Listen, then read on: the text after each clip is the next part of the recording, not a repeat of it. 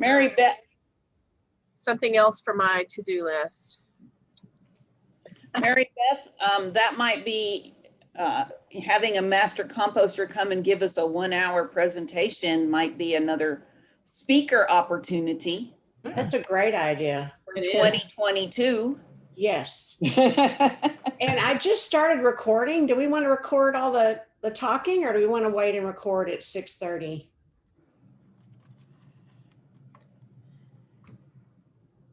Doesn't matter. If anybody doesn't mind, if people don't mind, I guess it's fine. Okay. And we're just recording if somebody wants to watch this that didn't get to attend. We're not going to publicize this and put it all over the internet.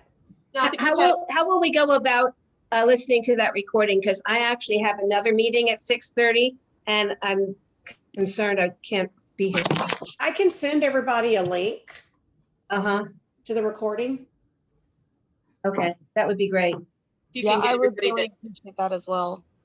that please do. registers Thank for you. the class, I guess, or everybody that registers for the meeting, you can send it, right? Mm-hmm. As long as you all don't hold us accountable in case Sharon makes at least one mistake. Well, that'll be your first one for the year, right? Oh, yeah, sure. Yeah. Some of them don't cost as much money as others do. I think I know what you're talking about. Because I think I'm wearing it. Really? Oh, no. Well, Linda, we've had quite a few people join. Do you want to tell them what the plan is for the Yeah. next minutes? Yeah, sure. I'm Linda Pajak, by the way. I'm the training coordinator for our chapter. I've been doing this, I think my first year was 2015.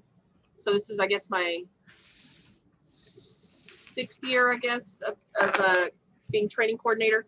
So I think what we're going to do is, I mean, we have some board members on and some current master naturalists, and then all of you guys who are interested. So our intention was for the first bit, we were going to just have kind of an informal meet and greet, because normally when we do this in person, we all show up and we have some nice little, appetizers and beverages and chat and talk and get to know each other a little bit. So it's a little different this time.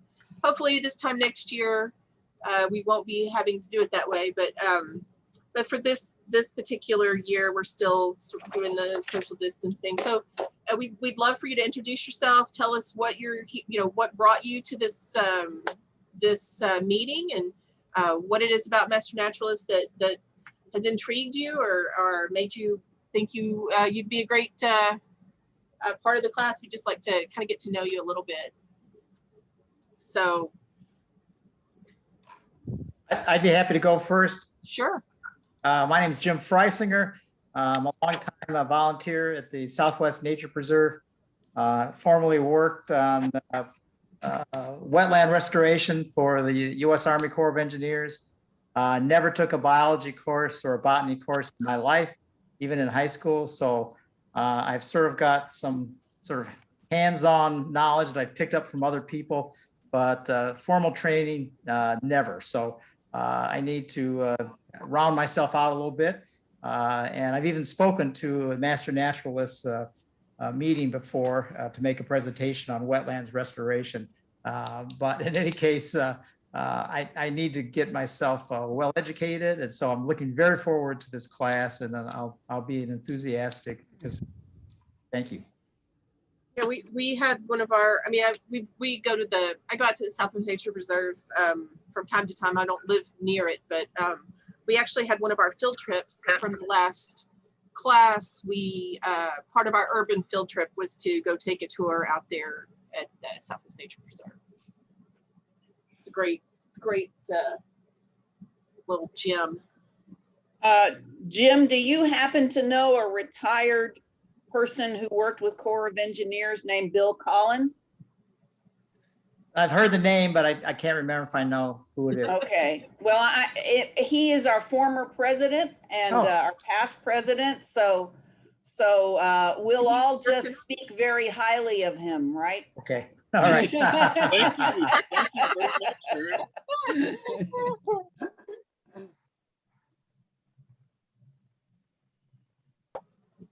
Yeah, I have a quick question. I'm Susan Starr, and I earlier talked about Teresa and I co-chair the Master Gardener Art Committee, and we've been Master Gardeners since last year. We took the orientation.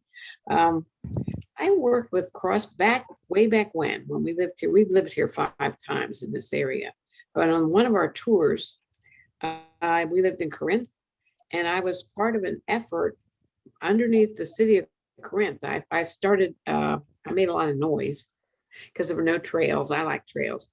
And I started a trails committee for the city of Corinth, and I worked with a Cross Timbers something to build trails around Lake Grapevine. This was in the middle to late 80s. Would the Cross Timbers Association have been the same thing that you are? I wonder. Not in the 80s. No, this was late 80s. There are several groups that have Cross Timbers in their name. I believe there's a NIPSOT chapter that goes by Cross Timbers, which is not our location, our home, area. So NIPSIT is Native Plant Society of Texas. Now, this was an organization kind of devoted to working with land and developing trails and letting nature. And I know I brushed over a copperhead with my hand, and I was like, ah. And I said, what do we want to do with this? Everybody said, don't kill it. I said, well, I'm not going to kill it. I just want to know what to do with it. So it was very funny. This organization was very much into preserving that snake. So I'm wondering, but you were not around in the late 80s then, huh? no. Okay. In the 90s. But while we've got you, Susan, why don't you go ahead and continue to introduce yourself? Oh, formally. Well, okay. I'm not originally a Southerner. You maybe pick it up from the accent. I'm originally from the North, so don't hold that against me. I was born in Pennsylvania, but we came down here to Texas as soon as we could. We came in the 70s, 80s, early 80s. And since we've enjoyed the area, but we're natural. I guess I'm from a bunch of ridge runners. We were always out there in the woods hunting, and not with guns. We were hunting, wildlife and trying to find it and so on. But anyway, yeah, we've always enjoyed nature. So it was kind of a natural thing then when we got this tour. This is our 5th time to live in the area. I heard about the Master Gardeners and managed to get into that organization and thoroughly enjoy it with Teresa Landfield. We do quite a bit with that organization, doing volunteering around. We go all over. I go to the same places Teresa does pretty much. And Bob Jones and Fort Worth Botanic and so on and so on. And then, and then we heard so many people talk about the Master Naturals program who are Master Gardeners and said it was wonderful. So both of us got intrigued, and we're both on this session for that reason. And so, we're looking forward to seeing how it can contribute. I'd like to see if we can save some stuff. I never did too much saving. I've run around in nature and looked at stuff. I put on my application that I've been out in the wilds alone with a wolf, which I have. I was 15 and I'm the only one around for miles, and Wolf and I shared some time. Wild one, he went the other way then. And I was unscathed, and he and I just looked at each other. And then I was with a pack of coyotes up in Santa Fe, New Mexico, which we lived right before here. And my morning runs for 4 or 5 times, a whole pack would join me to the sides out in these country roads where I was running. So they were dirt roads. So it was kind of interesting. So, but I never saved anything. I've been running with them and looking and sitting and having breakfast with them, but I never did save anything. So maybe do we save stuff? If we can, we sure do. All right. Well, I'd like to save something. That would be a lot of fun. Where did you see your wolf? Pennsylvania. It was my parents' property. I was down sitting by a creek, studying. I was being good. I was doing my homework, and I looked up, and approaching me from the other side of the creek, about 10 feet away, was a wild wolf. And I just sat and looked at him, and he looked at me, and I wasn't afraid, so he wasn't either. And he lowered his head and had a drink at the stream, and I just watched him. We were there for about 10 minutes, and then after a while, he trotted off. And you'll never forget it. No, Never. no. That's really cool. Mm-hmm. But we don't have too many wolves here. I'd be glad No. to go next. Sorry. I'm Sure. really sorry. No, I'm Annabelle Corboy, and also volunteer with the Friends of the Southwest Nature Preserve. I'm in charge of their programs there, and I've sometimes stolen their speakers for our future. Some of the speakers that have really been good at the Master Naturalist meetings, we've also invited them to come and talk to us. So I appreciate that. And I have a background in IT. I retired from Alcon Labs and don't have a scientific background, and a little bit copying what Jim Freisinger said is I'd really like to understand a little bit better. I feel like botany is an especially confusing subject, and I'd like to I'm hope to going to learn a little listen bit to more this about that. thing, Layla. I'm going to sit right here. I'll go. please. I'm Dana Austin. I live in North Arlington. I have not been involved with much volunteer because I've been working a lot. I'm an anthropologist by training. My family's all Appalachian, so I mean, I think we're naturalists. What part of Appalachia? Southwest Virginia. Oh, we're going to talk later. Yeah. You were my professor in graduate school At UTA. UTA. What was your last name? Paige? It was Wolfenbarger. Okay. Good to see you. Yeah, I remember. I was like, oh my gosh, that name sounds familiar. And I looked at you, I was like, oh my gosh, that's her. That's me. Yeah. It's so good to see you. Thank you. And so I have, I would like to be involved in volunteer activities. I started composting, I don't know, maybe 15 years ago. I just didn't want to send bags of leaves to the dump. And I have a couple of composters on my little lot. I have a lot of trees. And then that just kind of led into, putting vegetable gardens around in different places until I found the right spot. And I'm just addicted. So, that's what I do in all of my free time. And I would love to work with other people who feel the same way. That's why I'm here. That's the thing about this group. It's that no matter what you're interested in, if it's some kind of really niche sort of thing about nature, you will find somebody else that's just as interested as you are. It's a really great group. It's a lot of wide and varied interests. So it's I really couldn't speak more highly of it. Really meet some good people, especially when you're into that sort of thing, and maybe people at work or people you don't really get it. But then you go to the Master Naturalist meeting and you meet up with all those people that are just kind of as weird as you are, so it's kind of nice. Well, are you going to introduce the group and kind of how it works in a little while? Okay. Yeah, we were going to kind of start the official presentation at like 6:30. Normally the first part is just kind of a meet and greet when we meet in person, when we do our open house in person. So we're going to get to the presentation shortly. Okay. So I'll yeah, mute. we'll be talking. Nice to see everybody. Nice to see you. I'll go Hello. next. Oh, okay. Oh. You go, and then I'll go. Okay, sounds good. So my name's Evan Vaughn. I currently live in Bedford. We actually lived in West Virginia for a little bit, so I'm familiar with the Appalachian area. I'm currently pursuing a degree in wildlife science. I kind of trying to figure out exactly what I want to do with that, if I want to focus on wildlife management, but took a buddy out fishing. I found a truck that had this big dragonfly on it, and I wasn't sure what that was. And as I've been pursuing school, I've been looking for kind of volunteer, just programs in the area, something where I could get some like mentorship or develop some skills, learn a little more. And that dragonfly kept coming to mind.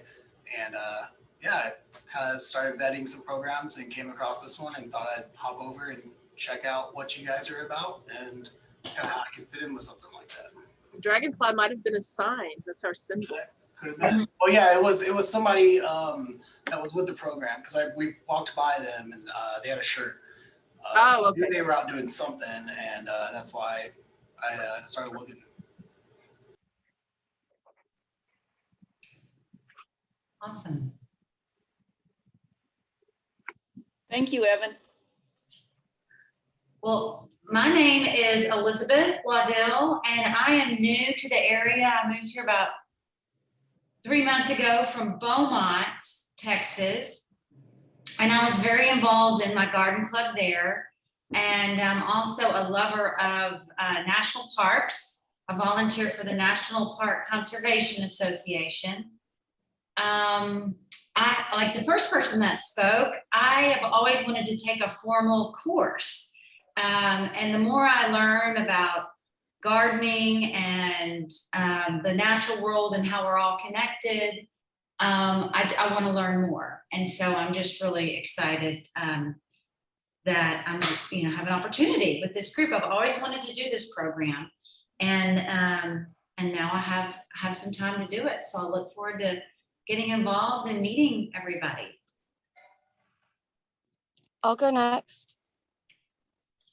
If there's. Sure. Okay. My name is Jessica. Everybody calls me Jessie. I run a nature-based homeschool cooperative. I also am the camping chair for my children's scout pack. And in our cooperative, we focus on community service projects. One of those being trash pickup and cleanup at local parks, especially the ones that are really bad. And have a lot of litter that's affecting the wildlife there. We also, the reason that I want to take this is because as the leader of basically a homeschool group that we call Classrooms Without Walls, the children are very interested in what they're looking at and what they're finding. And I would love to have as much of a knowledge base as possible. We can always learn together, but you can't rely on iNaturalist, and other apps completely. So the better knowledge base that I have, the better everyone can learn. Well, I'll go next. Oh, we love iNaturalist. Yeah. But we also like to hear from people and learn from other people. So we agree with that. Yeah, it's a good resource, but I don't want to rely on it 100%. Mm-hmm. okay. I'll go next. Sure.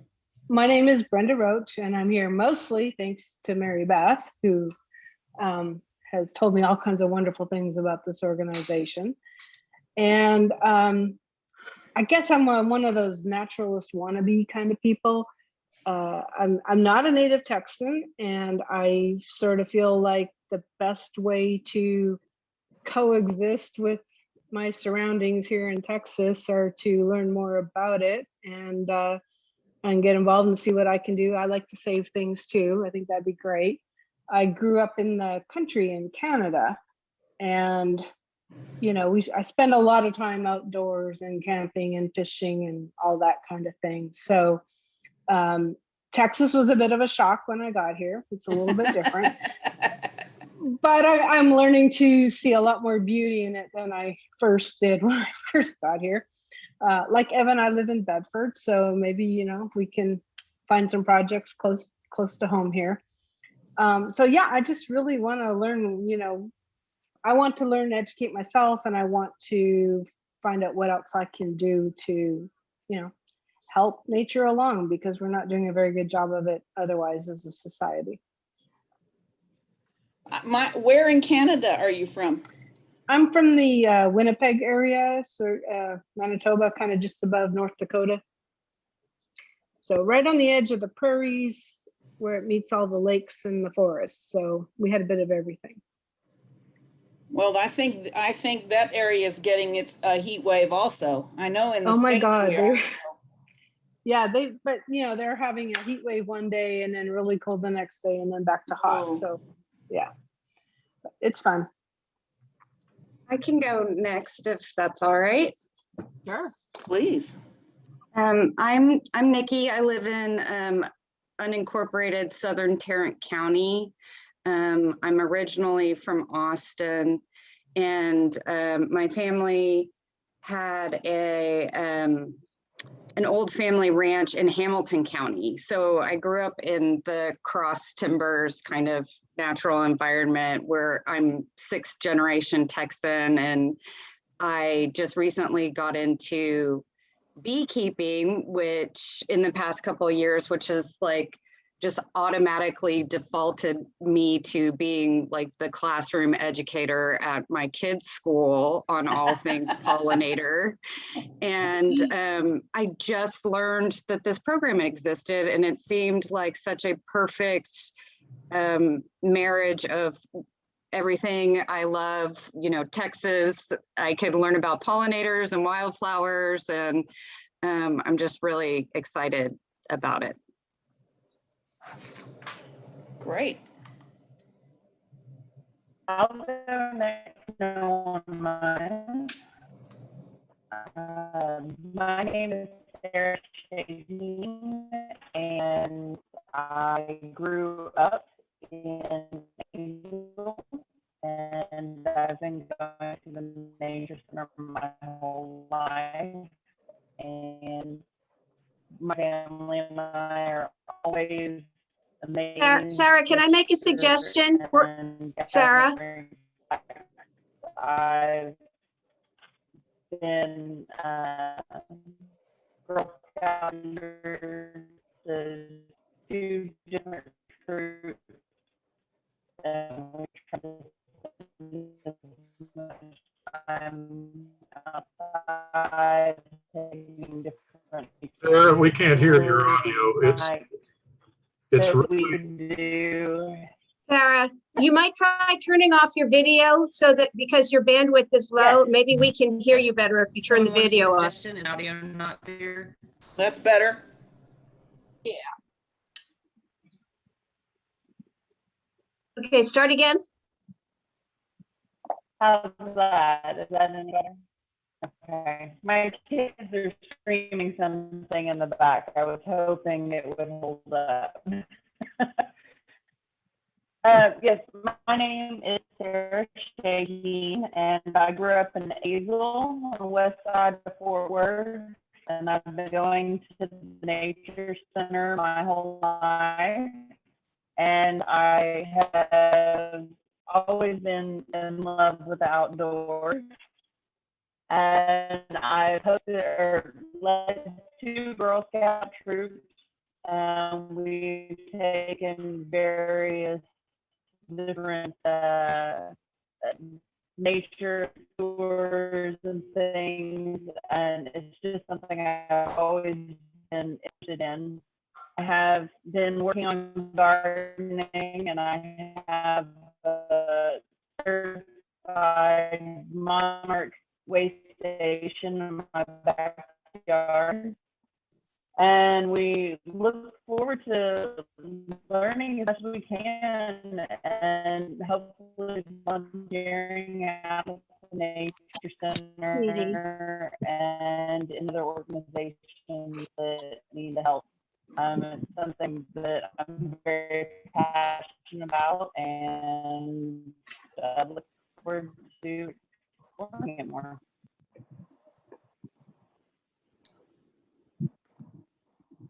Okay, if Sarah's finished, I'll go next. I have to actually leave in a minute. Okay. So let me quickly introduce myself. I'm Barbara Crotty, and I moved from Houston to Fort Worth about 2.5 years ago, but I grew up in New York. And I was really hoping to be an environmental geologist. I got a master's degree in that, but working at it didn't end up working out as well as studying it had. And ended up leaving that and becoming a nurse instead. So I just retired from nursing and I'm hoping to get back into environmental work in my retirement. So I've gotten on the executive committee for our local DFW chapter of Sierra Club, and I'm with the Native Plant Society. And I was thinking about whether this was something I might want to do. My only concern is I know there's a bunch of meetings we have to, or classes we have to attend, and I'm planning a trip the first 2 weeks of September. So I'm worried that I won't be able to make all the classes. So, but I will find out from the recording what those requirements are.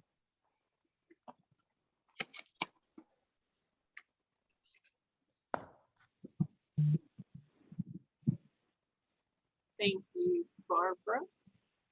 I mean, I've got 6:33, so do we want to go ahead and start with the presentation?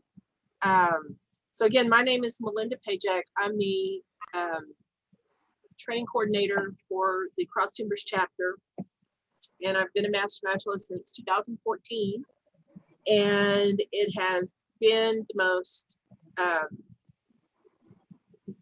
meaningful organization I've ever been a part of. I absolutely love it. So I'm really glad you've all joined us here tonight, and that this is one of something that has spoken to you in a way that makes you feel like this could be that same sort of place for you. So we really appreciate you being here, and I'm really looking forward to the new classes. I think it's going to be, we've had a lot of interest, so I'm sure we'll have a really great class this year. So I'm going to go ahead and introduce Sharon Hamilton. She's our president of our chapter, and class of 2006, I believe you said.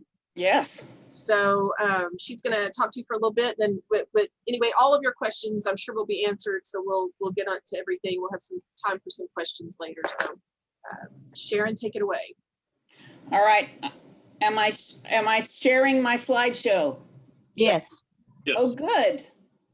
All right, let's start the slideshow from the current slide. Okay.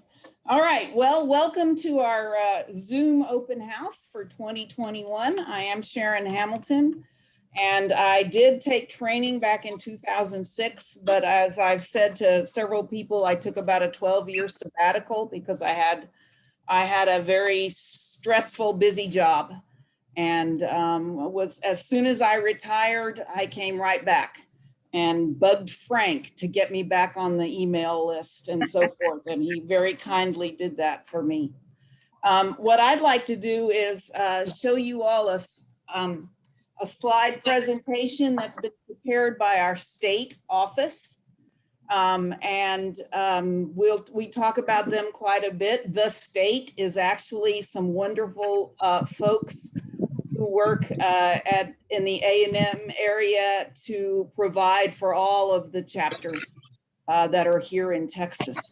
So now, there it goes. Okay, all I have to do is click. Since the state office always has a little comment about etiquette and web etiquette, I'm going to I've added that slide in. It's not that I expect anyone to have bad etiquette. It's just I'm getting used to adding this into slide presentations. So if you're not speaking and if you're not about to ask a question, please do mute your microphone. This is a small enough group that you can unmute and ask a question, or you can use the chat function to ask questions. So let's keep going. I would like you all to think about a time early in your life, doesn't have to be the first time, that you were happy to be out in nature. You probably didn't call it being out in nature. Probably your mom or your grandmother or your older sibling said, go outside. And if you feel like typing something into chat about what you remember, Just something that you remember as being enjoyable, as being fun, as giving you awe or creating awe in yourself. When I think about this question, I have several answers, but the one that comes to my mind right now is I was about 7 years old.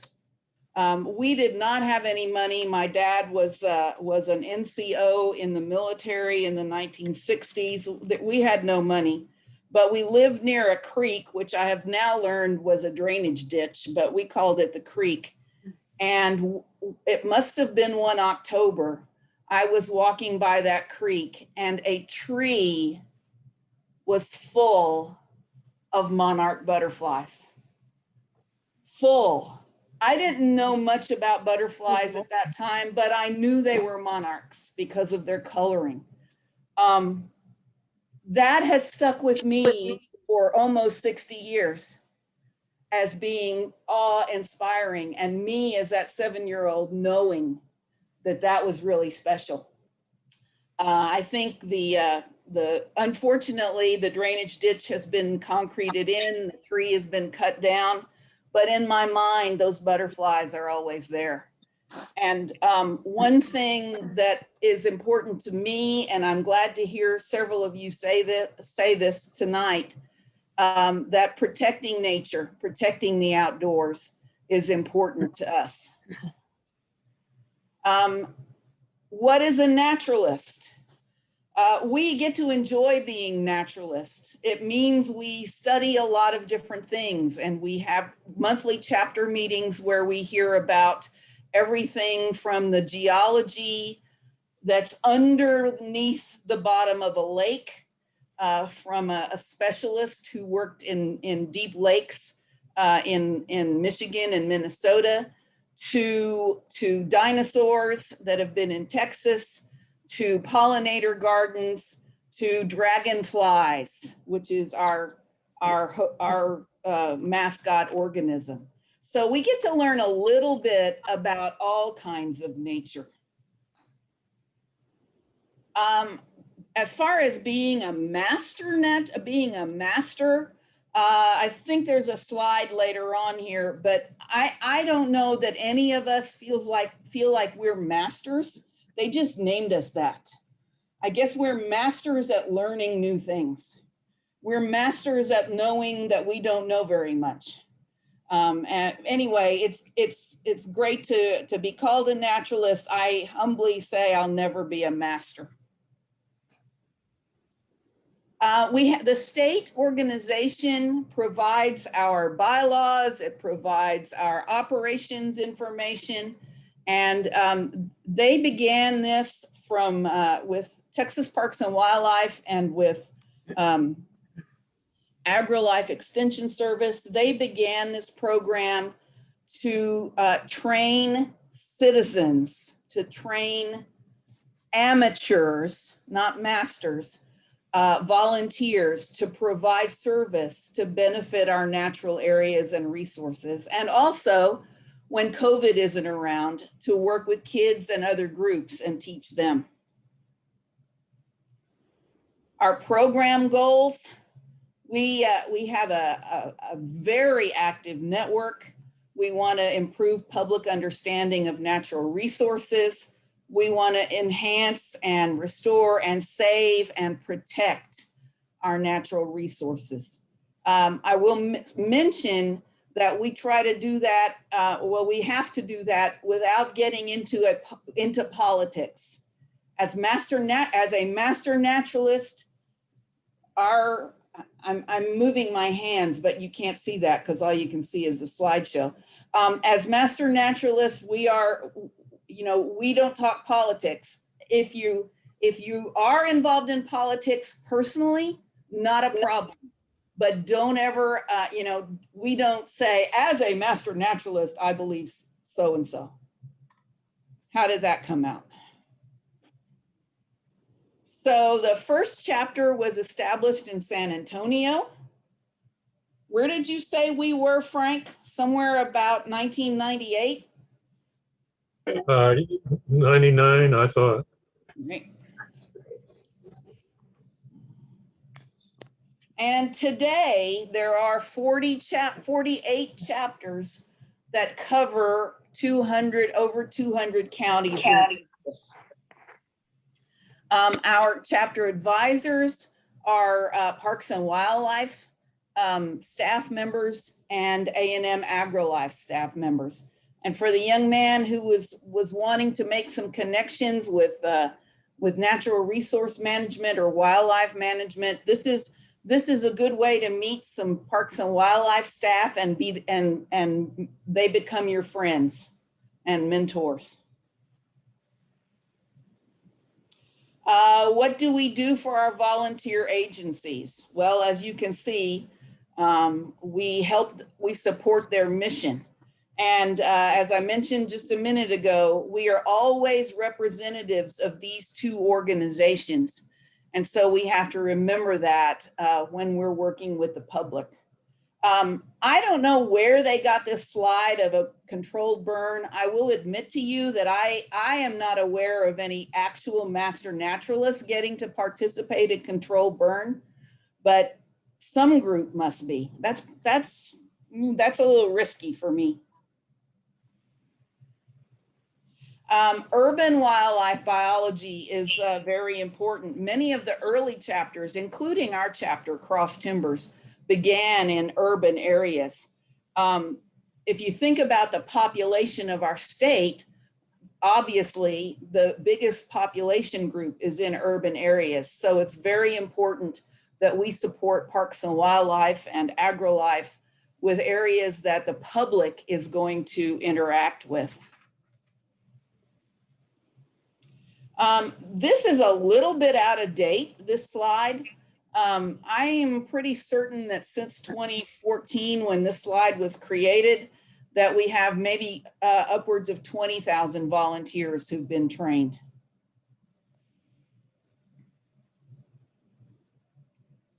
Lots of habitats enhanced, lots of interpreted trails developed. And those of you who are talking about I think I interpreted you correctly when you said you were talking about the quality of this program.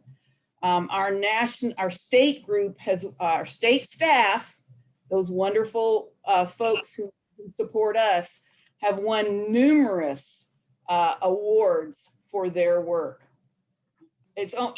I would almost say we don't deserve them, but of course we deserve them. So certification requirements. Melinda will go into this in more detail. All master naturalists across the state have the same certification requirements. Melinda will talk about the classroom and the field trips. After your initial instruction, after your initial training, or even during, you can begin to take the advanced training. That's easy for those of you who think, oh my gosh, how do I get advanced training? Well, attend chapter meetings and you'll get advanced training. You get 1 hour credit for each chapter meeting. So you can, if you just attend a chapter meeting every month, you'll get your 8 hours. And then later on, if you're involved in training, if you do become a trainee, then you'll learn about what our service projects are. I just haven't gotten to update the slide on that. Here are some of the topics that are covered during training.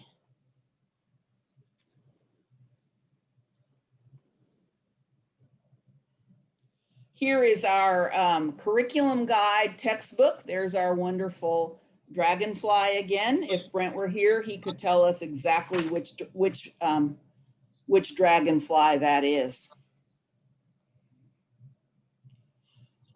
This slide again tells you a little bit about advanced training, and in addition to the chapter meetings, you can also take trainings. For example, attending a NIPSOT chapter meeting will count. The Prairie Group chapter meetings will count, or field trips with either of those. So that's our continued education. This slide is out of date. I just didn't get to it. We do have a state annual meeting this fall in October 2021. We will have in-person and virtual hybrid at the DFW Airport Marriott in Irving. And for those of you, again, who become trainees, we'll talk more about that. I love going to conferences because I love getting around about 300 or 400 or 500 other nature nerds from other parts of the state. And for me, that's a lot of fun. I'm kind of an extrovert. Some people aren't into all of that. Volunteer service projects. You might wonder, oh, as I think someone from Master Gardeners asked, do we need to do a self-directed service project as a class? That is not required for Master Naturalists. Most of us work with or work for, maybe it's not work for, a project leader who will help us know what it is we need to be doing. And then once we're comfortable with working with a project leader on pollinator gardens in Arlington, for example, Josephine can talk about that. If anyone has a question, then you can propose a project for the area. So those of you perhaps in the Bob Jones area or other parts of the county, Northern Arlington, you might know of a location that needs Master Naturalists TLC. Some of you talked about the Southwest Nature Preserve. That is a project that's approved by us. So your hours can count as Master Naturalist volunteer hours. There's some more projects. I'm going to move right past that.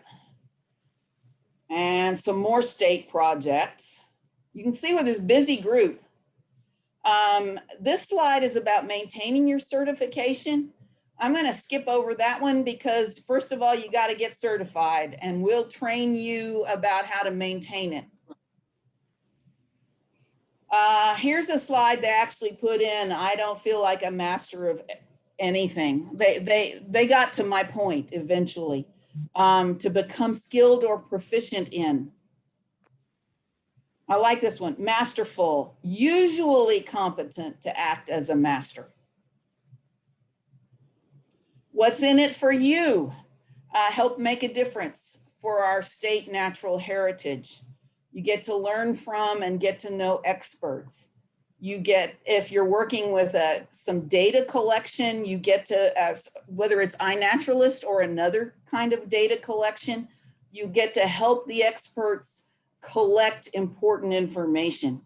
I have gained an appreciation for a lot of plants and animals that I didn't used to appreciate. Now, the person who was told that you couldn't harm that copperhead. I can't say I'm there yet. If I had a copperhead in my backyard and I was the only one who could deal with it, I will admit I'm not sure that I would preserve that copperhead. I'd probably scream and call someone else. But I have a lot more appreciation for wasps and caterpillars and weeds, certain weeds that aren't really weeds, and some of them are, but I have a lot more appreciation for what's out there in nature. That's an old slide. Nope. I don't know why I got that. Local chapters provide outreach that otherwise would not be done. We essentially triple the workforce of Texas Parks and Wildlife and other local nature preserve staffs. And I didn't come up with that number. I read that number from the state. So if you think about the funding for our Parks and Recreation Department in different cities and counties, if you think about the funding for Texas Parks and Wildlife, and if you want to say, how can I help? You know, I can't be Bill Gates and make a huge donation. How can I help our staffs, our governmental staffs and our private organization staffs? well, this is how we can actually do something to help. The staff think we're great. I don't think I'm exaggerating to say that if I've had to call someone from the Fort Worth Nature Center or a state park and I say, this is Sharon Hamilton from Cross Timbers Master Naturalist, I can almost hear them perking their ears toward me and paying more attention because they understand the value of this program. Now I'm going to skip this slide. There is a state website and there is a Facebook page for the state that you can look for. The state website, as it says here, txmn.org.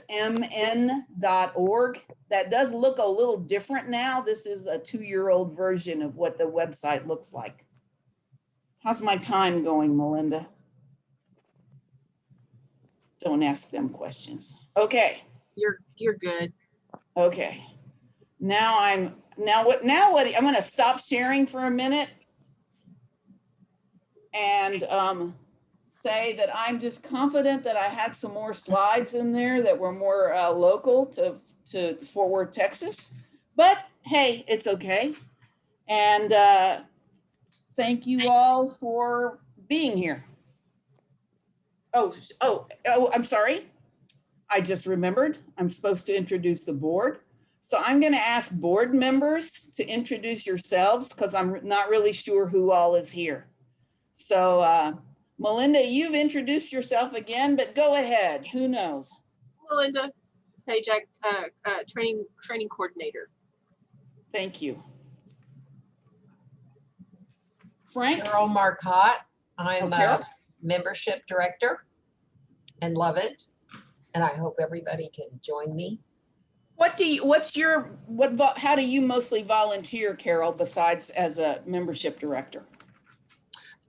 Which is one of the nice points about all this is that being on the board is volunteering hours. But beyond all that, I work a lot in Randall Mill Park and I work every Wednesday morning, and all of you are invited to join us at Molly Holler Wildscape. It's over off in Arlington, both those places. I live in Arlington, both those places are there, and it's by the Veterans Park. And you are more than welcome to join us any Wednesday morning in Molly Holler Wildscape, gardening, native plants. Thanks, Carol. Okay, I guess I'll go next. I'm Sandy Thornburg. I work with hospitality. Make sure everybody's happy and fed. And what else have you been doing, Sandy? If it was before COVID, you can tell us what you did before COVID. I worked with Sharon on outreach. So we worked in various places to introduce master naturalists and other environmental concepts to different groups, children, things like that. During COVID, I've worked with BRIT, Botanical Research Institute of Technology. Sharon got me gardening one day.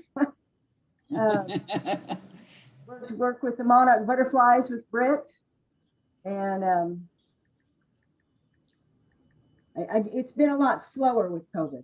Yes, that's right. Yeah. Thank you. Mm-hmm. Okay, I'm Frank Keeney, and right now I do mostly communication. I send out the announcements for all the meetings. I handle the email system for Cross Timbers. When we're meeting in face-to-face, I handle the Square to take payments, handle the PayPal, and overall try to keep things going.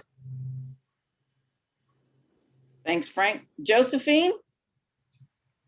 Well, okay, mainly my work is with nature, gardening and pollinators and butterflies. And I take care of 5 pollinator gardens. We work on Mondays.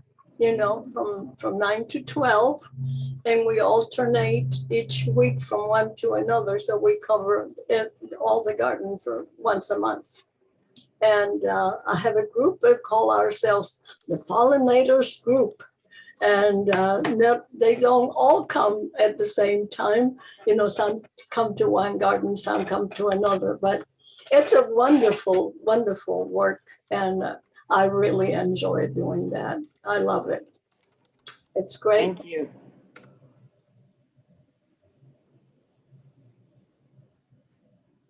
Mary Beth? Sure. I'm Mary Beth Lampy, and I just retired from my full-time job in March. So I was looking for ways to volunteer that didn't involve weekday work. So I did the hospitality before Sandy, which is at every meeting, we have snacks on a table and people bring things for the snacks. So I just got to the meeting a little early and set that up, and I was able to get volunteer hours that way. But some other things I did, I went to the River Legacy Center in Arlington when they were hosting Boy Scouts, Girl Scouts, and other kids for a day to learn about nature. And I thoroughly enjoyed that. There were a lot of people there with different activities. I've also worked weeding and trimming at the garden that's on Hewlin at the Southwest Regional Library. And that's also a Master Gardener project. And now I'm getting the programs. I'm lining up people to speak at each meeting. So I'm the vice president for programs this year. So if you know of any good programs, let me know.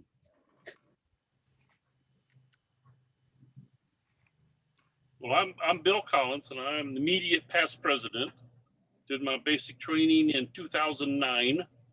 And I spend most of my volunteer time at the Fort Worth Nature Center. I work there every Thursdays in the greenhouse and other opportunities, but I've done volunteer work at Britt, Botanic Gardens, Tandy Hills, etc. But most of it at the regular basis at the Fort Worth Nature Center. And being on the board, I get the volunteer time for that as well. So.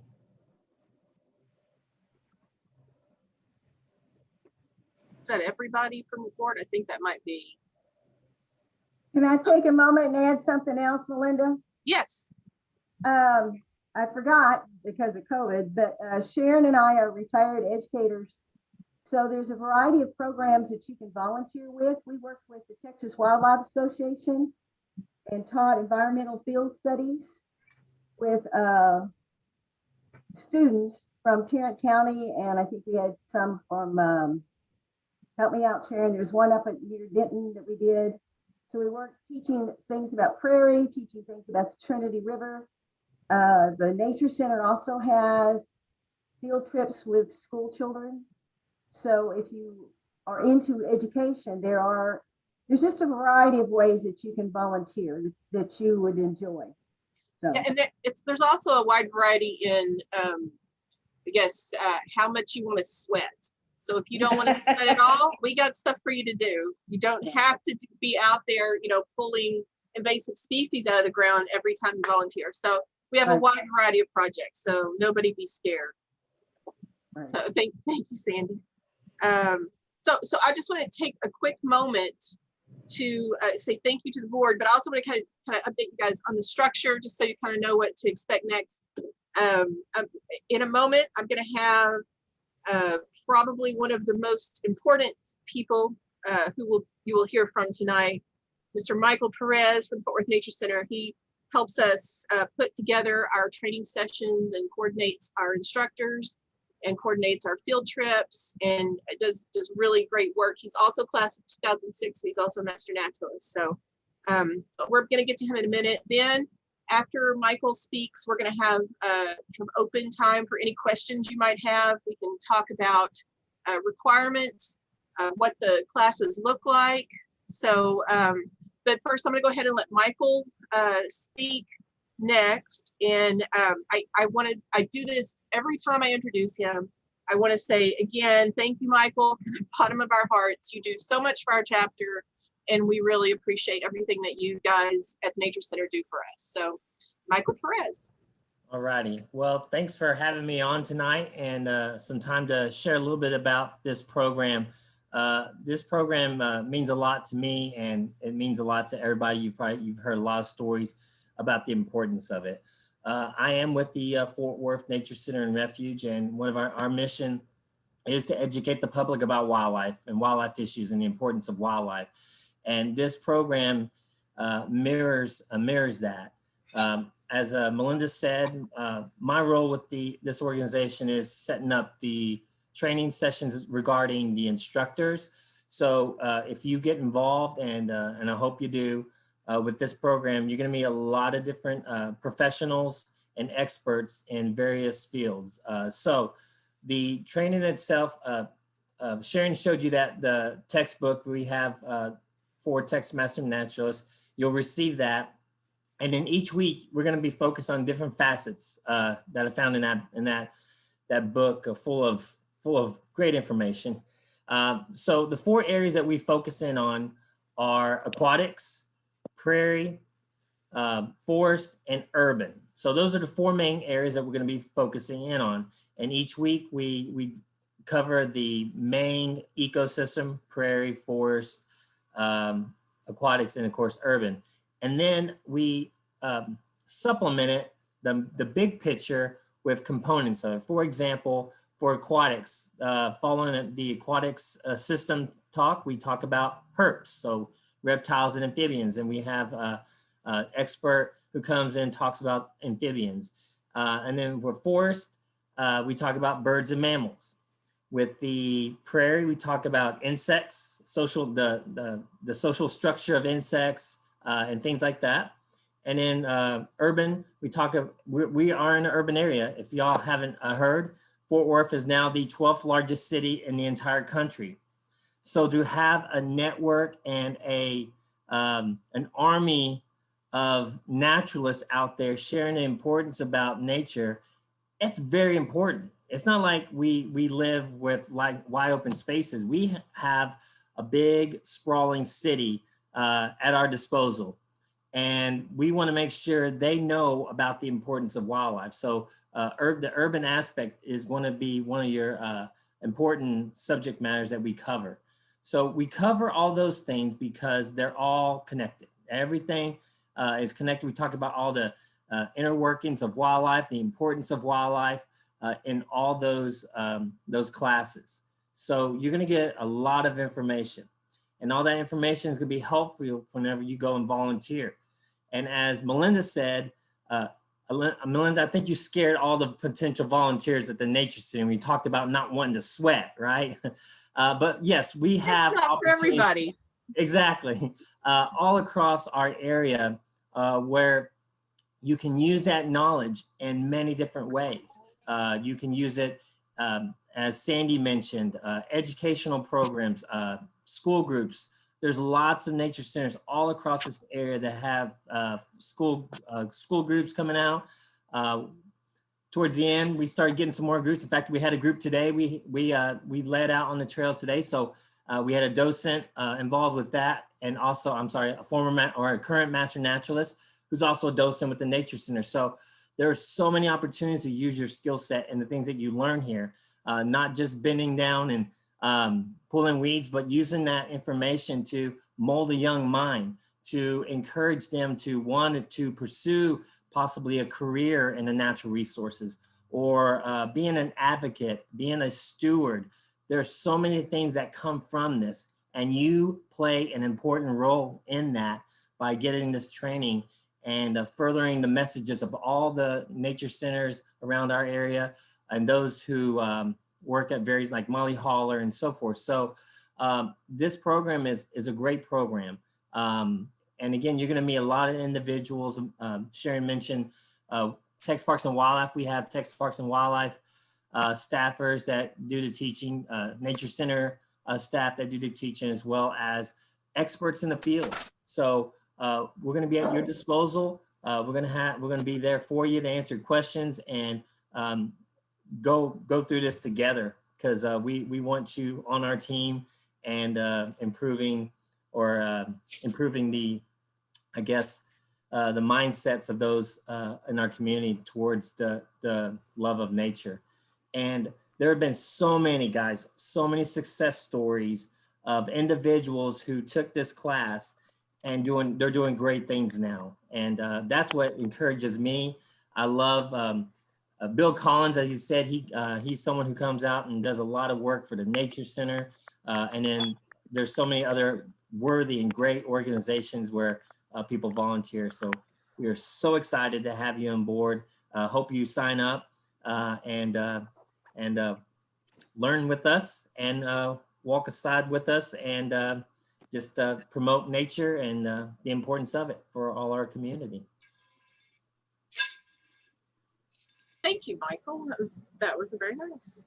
Also, if you want to volunteer at the Nature Center, I'm sure Michael would be happy to take any applicants. And if you volunteer at the Nature Center, you would be in contact with their volunteer coordinator, who is also a Master Naturalist, class of 2014. So, in fact, he started, he was integral in starting a chapter where he went to college. It was not a chapter. So he took the initiative with a fellow friend of his and started their own chapter. So that's pretty cool. So yes, you'll meet him as well. Yeah. Okay, so I guess at this point, I just really quickly, before we, I guess, get to the questions and answers, I just want to introduce, since we introduced the board, I'm going to introduce my, the training committee, the people that you'll see a lot of when you're helping out, or what, not helping out, who will be helping out during the classes. So first I have Glenda Walker. Do you want to wave and introduce yourself really quickly? Hi, I'm Glenda, and you can remember my name by calling me Glenda the Good Witch, because that's the only way people remember my name. I always get Linda or Brenda or something. But I was in the class, I believe it's 2017, and I was in the Mid-Coast Master Naturalist. I think I heard a couple of people that were from down around Houston and stuff. So anyhow, that's where I got my training. And then when I moved back up here, I wanted to get involved with this group. So I transferred my membership and got on the education committee with Melinda. And even though I grew up in Fort Worth, it was really neat to see these classes, kind of like review everything that's going on in this area and learn about the natural resources here. So anyway, I'm glad to be here, and I hope I can help. If I can help any of y'all, let me know. Thank you, Glenda. Yeah, Glenda's a great help, especially when we're in person. She's really great at helping get the room ready and helping out, and answering questions, and helping me keep track of keeping the roll and everything. Joan Carey is a new member of our committee this year. Hi, I was a member of the class of 2016, and I am not a native Texan, so I really needed Texas Master Naturalists, because I found myself in a very different environment than I had experienced before. And I think it would be hard for me to say what's the best thing about Cross Timbers Master Naturalist, but I love the volunteer work. I do some volunteer work at the Fort Worth Nature Center and also some for Britt. And don't tell either of them, but really I would pay them for the opportunity. I learn a lot. I have an opportunity to contribute something, and I meet some terrific people from whom I learn even more. Thank you, Joan.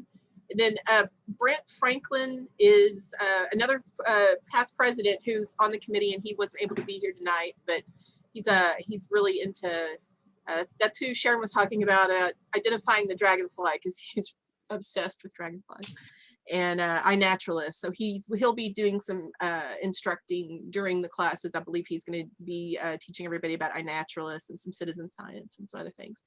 And then finally, I have Ryan Wiggins, who is last year's class. So she's just like a freshly minted, brand new Master Naturalist. And you'd like to introduce yourself and talk a little bit about your volunteer work, also very active out at the Nature Center.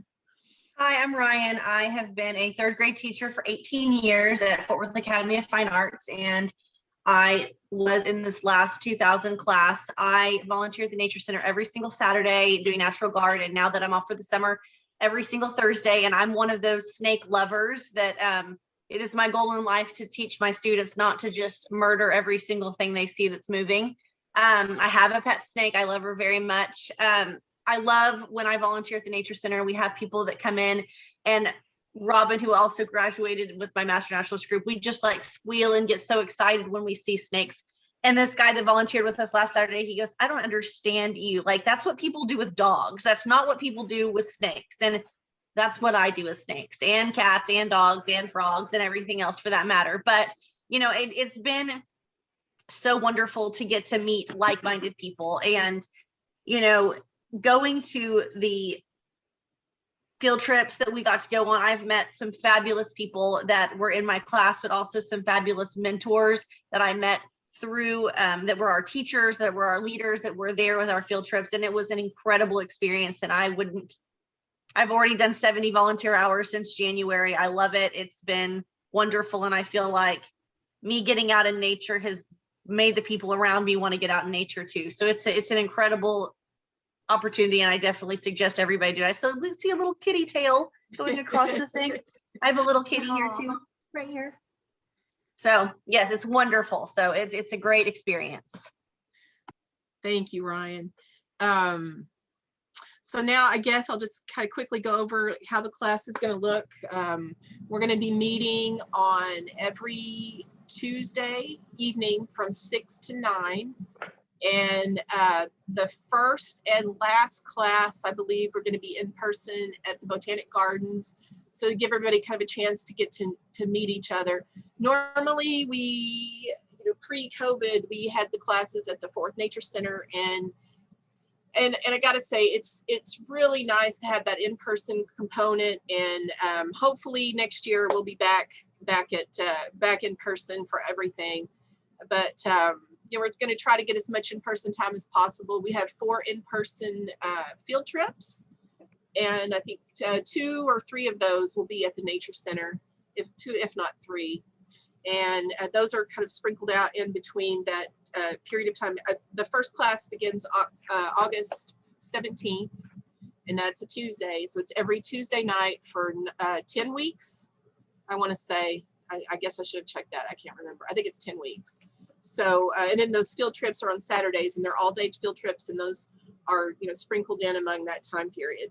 It is really, it's really important to make as many classes as possible, because making up classes, it can be difficult, and making up field trips can be difficult. So, it's not impossible. And one of the things Joan's going to be doing is kind of helping people coordinate makeups when possible. So if you have something planned, I wouldn't say that should preclude you from applying, but just be aware that the requirement is to complete the entire class to be certified at all 10 Tuesdays and all 4 field trips. So, if you have a lot of stuff planned this year, this may not be the year for you. I mean, you just, think about it and be aware that,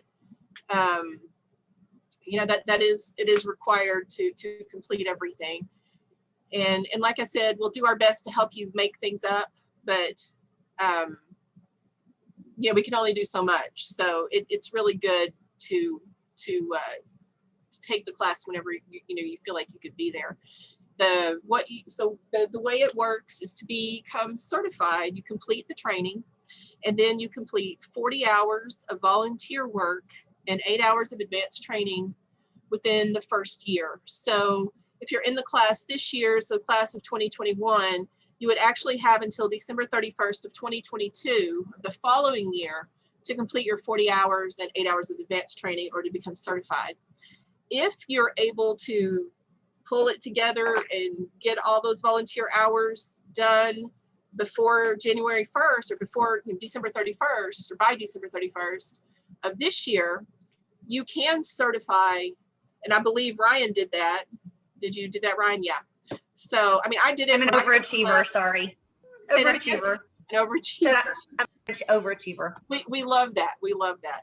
So, it can be done. And every year, we have a handful of students that do complete everything in that first year. So you can become certified early. And then we have our award ceremony in February, which is when we present people with their pins and their name badges and everything. So, anyway, to remain certified, once you become a master naturalist, you're always a master naturalist, whether you complete your 40 hours every year or not. We love it when you do, but you're still considered a master naturalist, even if you don't recertify every year. And to recertify, it's the same thing. To certify in the beginning, every year in the calendar year from January 1st to December 31st, it's 40 hours of volunteer work and 8 hours of advanced training. And again, there's one of our classes that we're going to have is going to be our volunteer partner night. And we're going to have our volunteer partners from a lot of different organizations come in and talk about the projects that they have available. Because we are a volunteer organization and our mission is to educate volunteers for the state of Texas. So we place a huge emphasis on volunteer opportunities and providing those opportunities. So if you're thinking, oh, I'll never be able to find, believe me, we have something that you'd be interested in. We have lots of different projects out there that are active in our Tarrant and Parker County area. Once you complete your first 40 hours, and as somebody had asked earlier, you can participate in approved projects statewide after that, but your first 40 hours for our chapter, for the Cross Timbers chapter, we require that your first 40 hours of volunteer work are done within Tarrant and Parker County. So questions?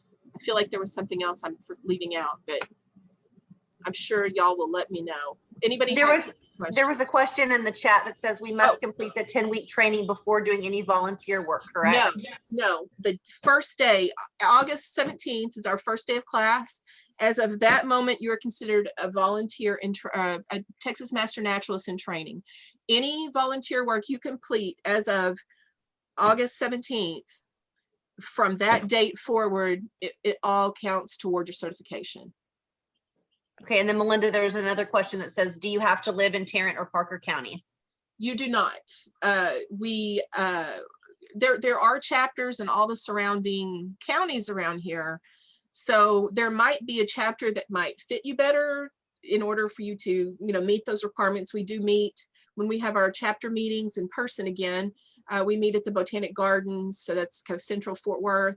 But we do have active members who are very enthusiastic and who, live in not Hood County. Well, I don't even live in Tarrant or Parker. So we do have people who are very active who live in surrounding counties that are members of our chapter. But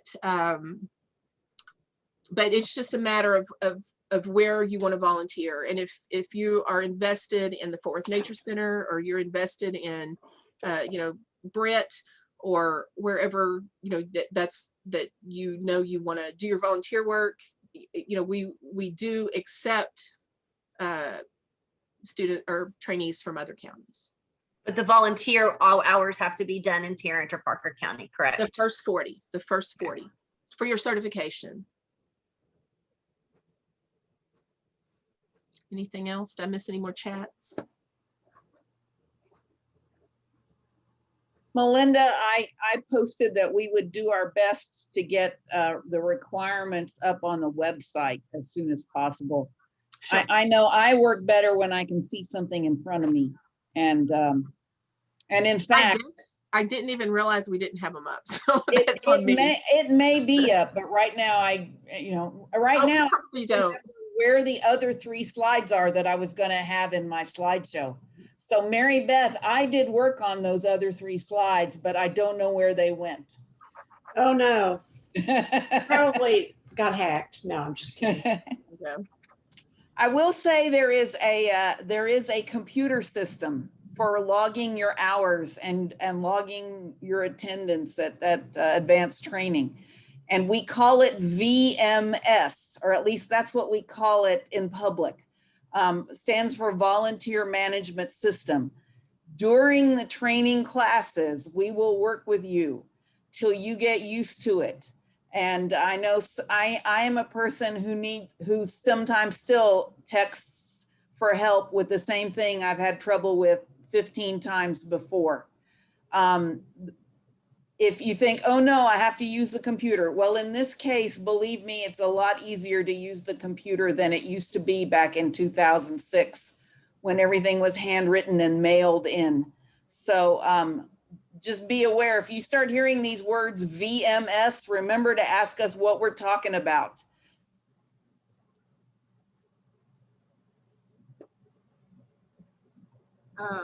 I see in the chat, I have a question. One of the slides mentioned doing work for landowners. What is the ratio between public and private land that we work? And when people use master naturalists for their private land, is that something they pay for? And how do you choose what private programs to take on?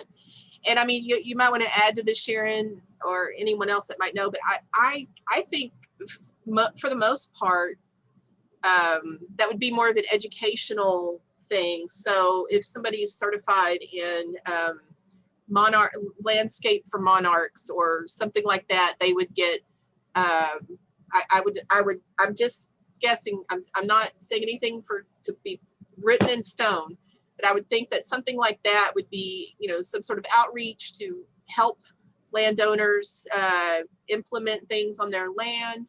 I know that there was one project with Parks and Wildlife that I wanted to volunteer for, but it turned out to be a much more daunting project than I had hoped, but it's quail monitoring. So they had private landowners that had, large acreages. And so people could go out and help monitor the numbers of quail and that sort of thing. So there are projects that involve private land, but I would say overwhelmingly for our chapter anyway, I think it's I would say overwhelmingly public projects. Would you not agree, Sharon? Yes, I agree. And that also there may be certain chapters in other parts of the state that work more with private landowners. I can't think of any, and someone pipe up if I'm missing something. I can't think of any. Yes. Okay. And, the Native Prairie Association, they do yes. prairie assessments on private property sometimes. Okay. Yeah, sometimes it's public, sometimes it's private. So that's the only one I can think of right off. I know you can't count hours for work you do on your own property. Gee, you mean I can't get hours for pulling invasive species out of my own backyard? No. Nope. Just because your garden, your yard of the month, you don't get credit for that. So anybody else have a question? Any questions or anything at all? Well, real quickly. Sure. Fort Worth Botanic Garden, is it just at Britt that the hours count, or what if you worked in the greenhouse or the perennial bed? Does that work? It's mostly, I believe, if it's working with native gardening, native species. And again, Sharon, please correct me if I'm wrong.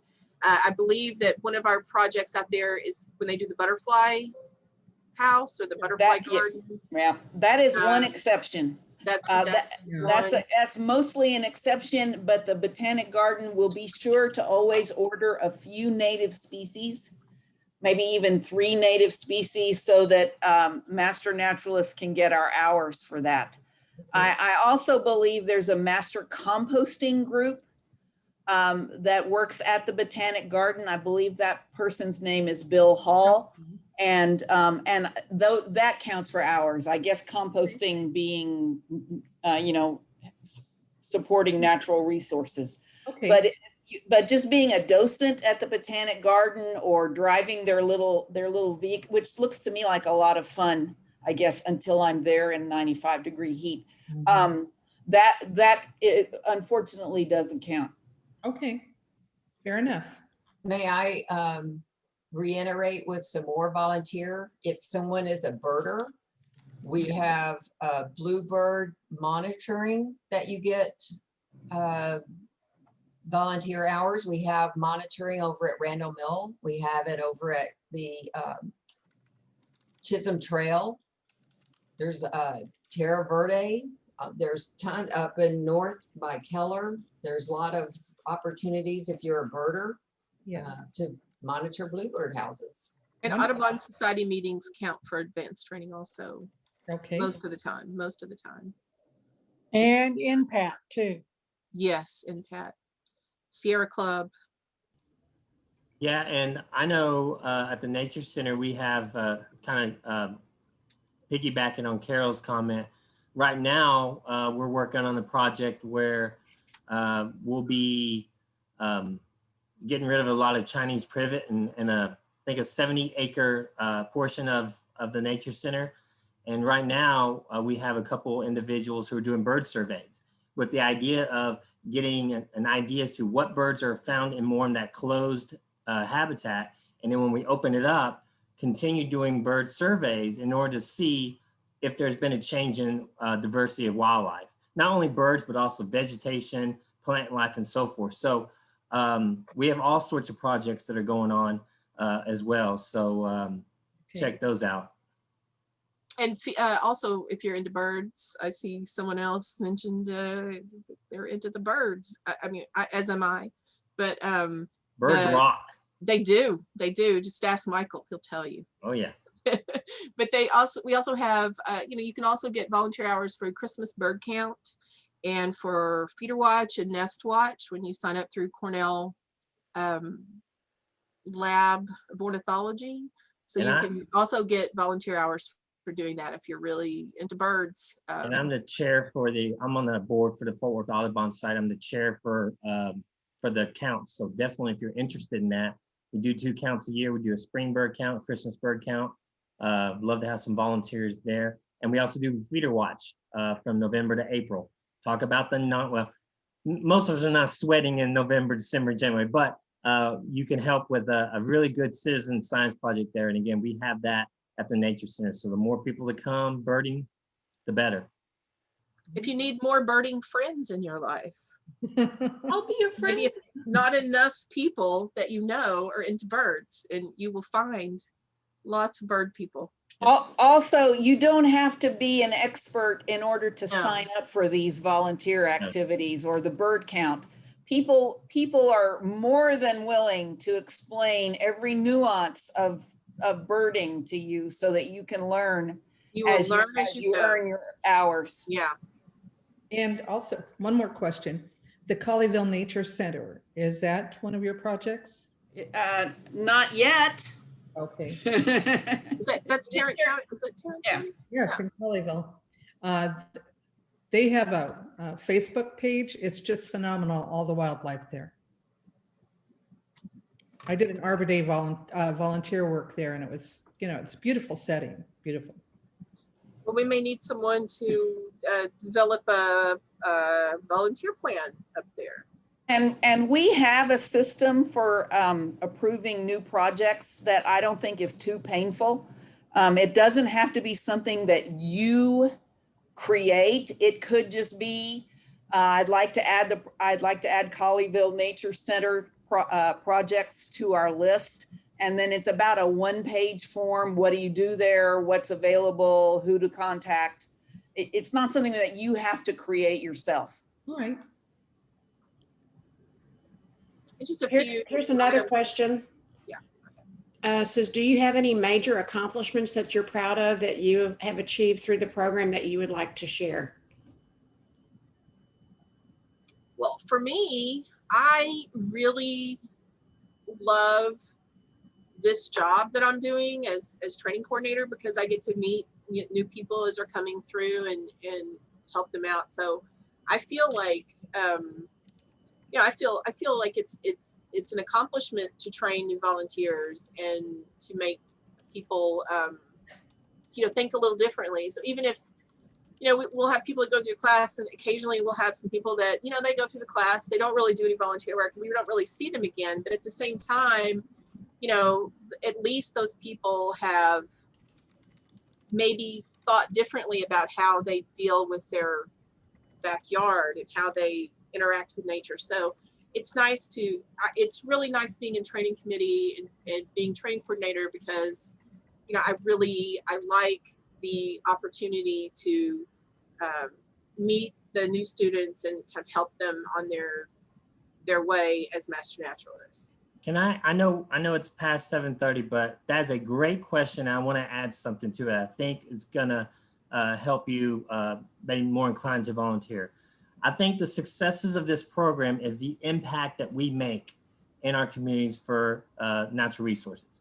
The best example, one of the best examples I can give you of a success was we had a master naturalist that came through the program. I want to say probably class of 2015-ish. I can't remember. Okay, I've slept a couple of times since then. And his son would join him on various classes.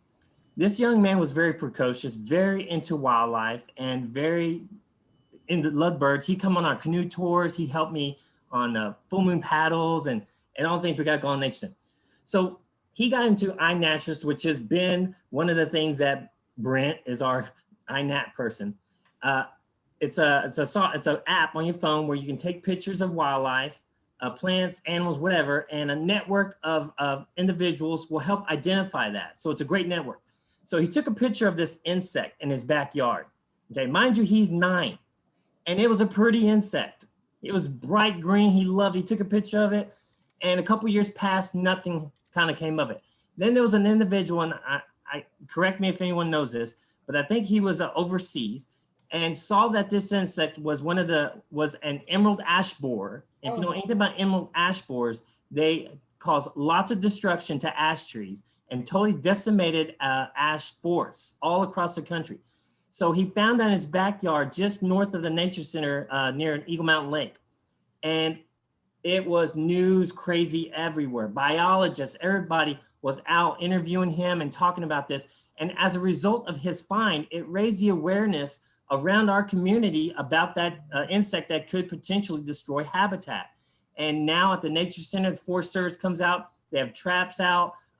So it raises awareness and it makes an impact. It gives us a heads up on things that we need to do to help conserve and protect our natural resources. So that is a successful story, and that's one of many because there's so many people here that you met. They're the success stories because they are doing the footwork for our supporting our mission. So I just wanted to share that. Okay.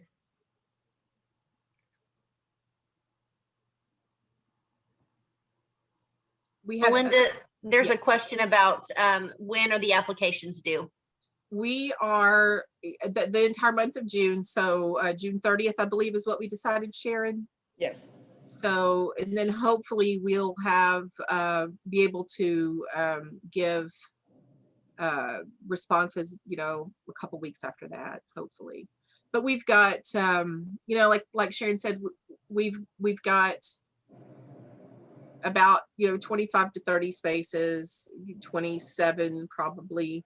And, you know, we're probably going to have more,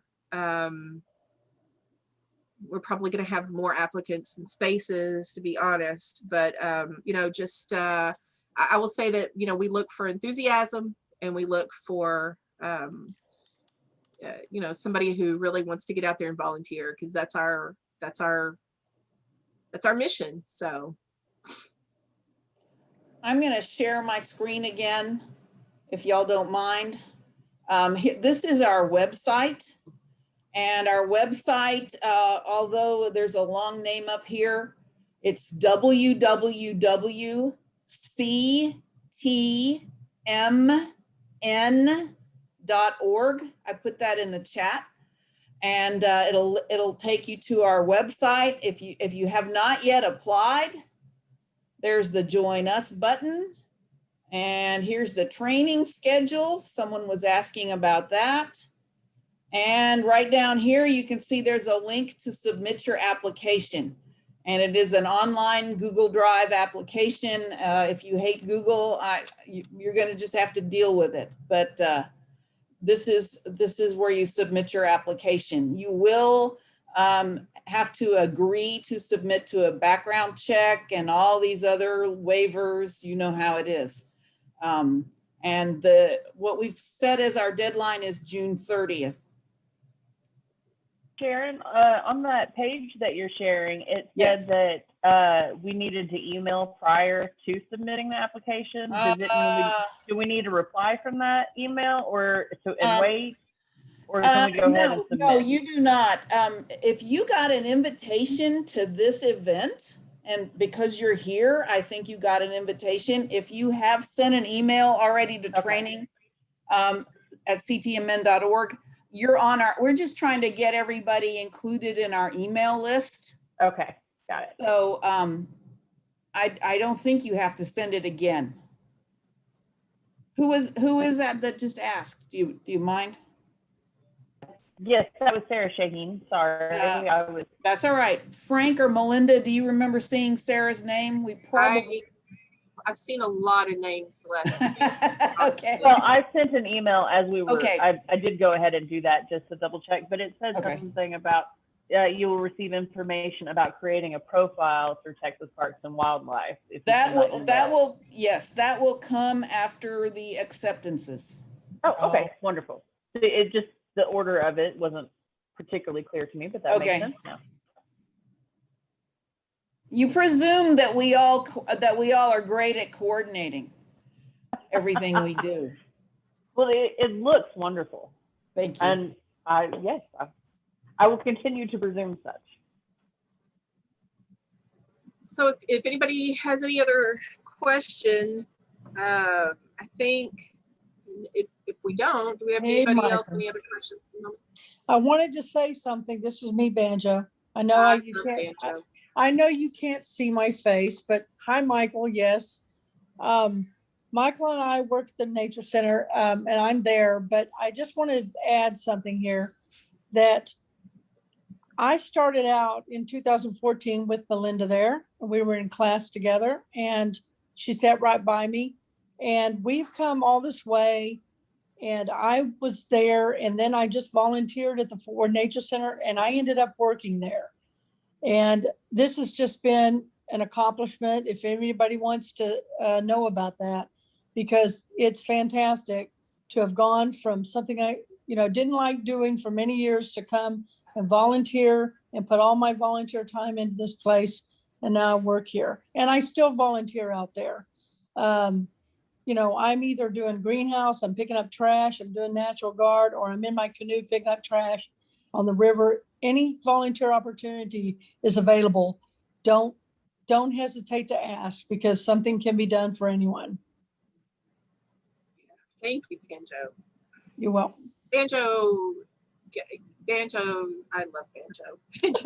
I love Melissa. If you go to the gate, if you go to the Nature Center at the front gate, you might have the honor of meeting Banjo.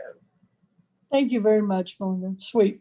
Yeah, she got me. I was going through some tough times when I was taking the class, and she was there for me. So that was great. Melinda? Yes. I was just going to say, there is limited capacity and there's going to be a lot of applicants. Yep. Not everybody will get selected.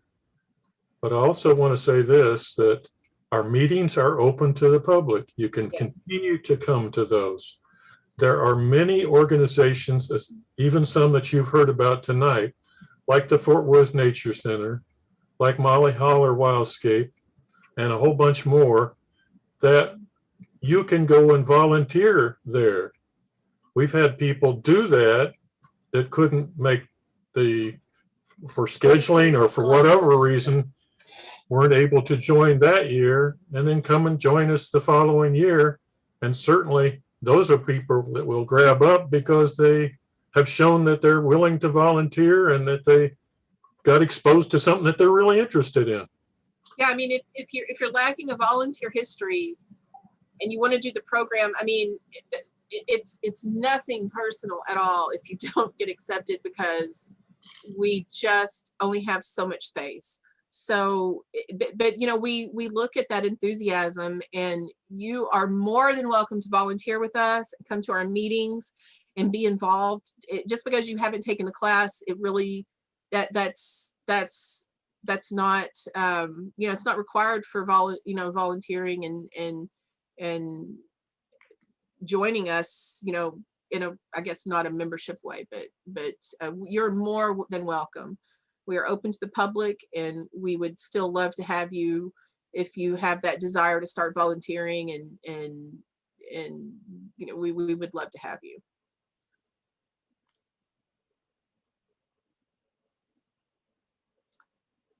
So anything else?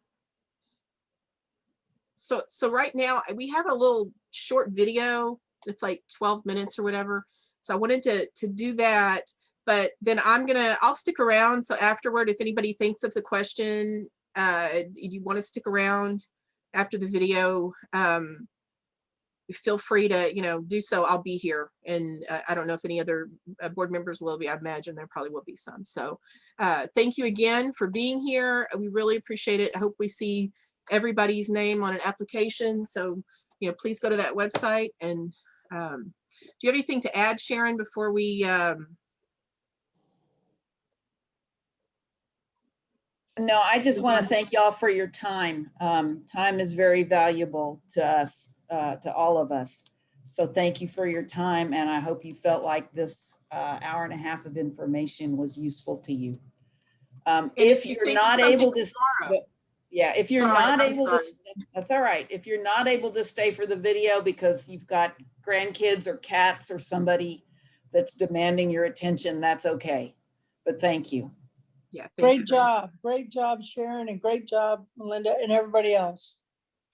Thank you. Oh, and I'm supposed to say something wonderful about Michael because he did a great speech too. Thank you, Michael.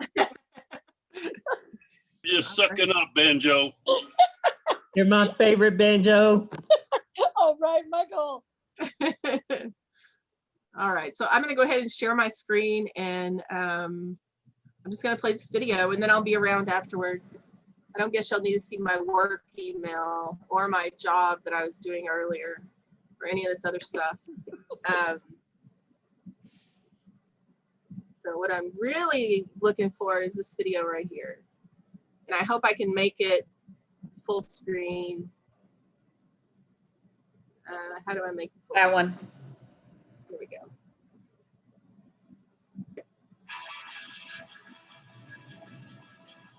Hold on, this isn't it. This isn't it. I'm sorry, y'all. That wasn't the right video. Sharon, do you have it pulled up? I knew you were going to ask me for that. I'm so glad because I don't know what happened. San Antonio chapter. This isn't it either. Texas Master Naturalist. This isn't it. I was so sure I had it all squared away.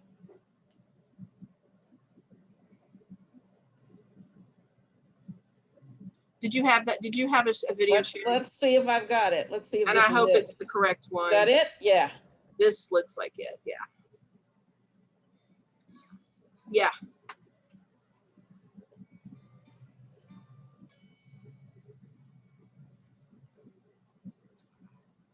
Okay, so Sharon, what you have to do is you have to reshare your screen, and on the bottom, you need to make sure that you click the box that says the audio.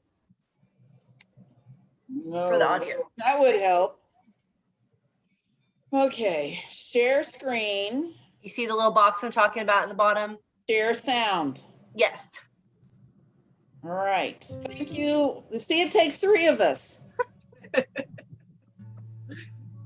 You know, we can always go. Can you hear it? You know, on the other side of the world, there's something that needs to be conserved when there's actually things right around the corner that need to be conserved and are important to our natural resources.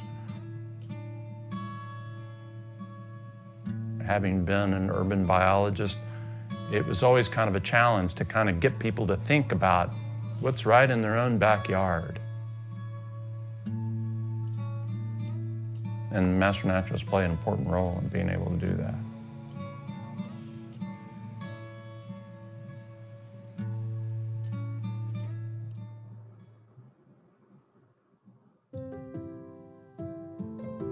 What we as urban biologists began to realize very early in the inception of the urban program in Texas Parks and Wildlife was the need to clone ourselves, because we were absolutely in so much demand to provide technical guidance on ecological systems that we could not fulfill the need.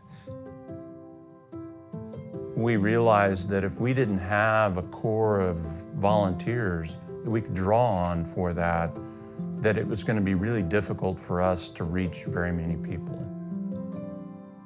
People working in conservation and resource management at the city, county, state, and federal level will never have enough staff to accomplish the work that needs to be done.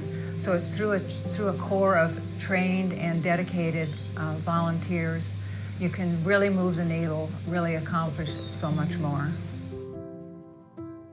We needed people to be urban biologists who understood the ecosystems, who could go when we were not able to go to public meetings to represent the prairies and the forests of our state, as well as having people be able to know what their local park needs from an ecological perspective and be a voice for that local park. And so it was from that desperate need that this program arose.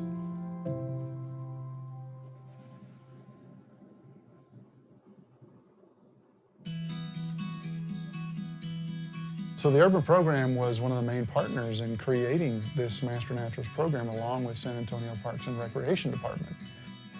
Rufus Stevens and Judith Gowan at the time, Judith Green now, they started kicking around an idea of this program of ecologically based extensive training in return for volunteer service hours.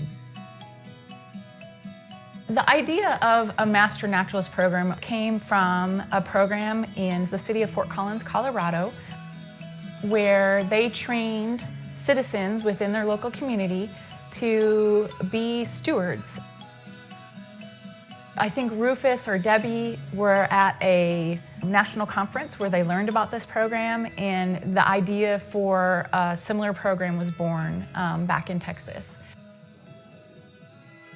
Debbie Reed, who was working with San Antonio Parks and Rec, came to myself and Judith Green and said, I think we ought to start a program for conservation. We should call it Master Naturalist. We said, we think that's a great idea. And so the three of them nursed that idea, and then together they helped to form and guide that first chapter into what is now the Master Naturalist program. The sky was the limit as to how we put this together. Had a lot of people with input, really great ideas to help get us started. We were all committed to making it the best it could be. All of us got to see it from its inception. It was really a group effort, you know, where there were all these people who came together and made it happen.